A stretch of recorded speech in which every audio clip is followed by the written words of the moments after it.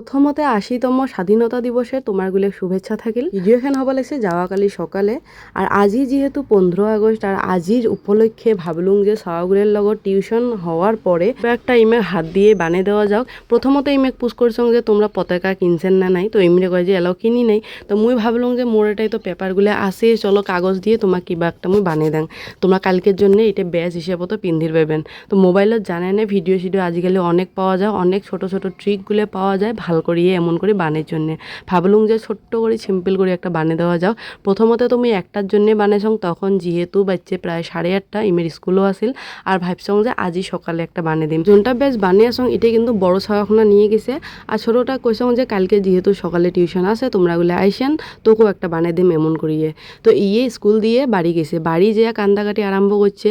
ইমে স্কুলত কইছে বলে যে 7:30টাতে আইসা লাগবে স্কুল, কইছে যে টিউশন তাইলে হবার নয়, বাইদরেটাই চল। ইয়ের মাও ভয়, ইয়ের মাক নিয়ে মানে বিকেলে চলে এসছে আমার বাড়ি।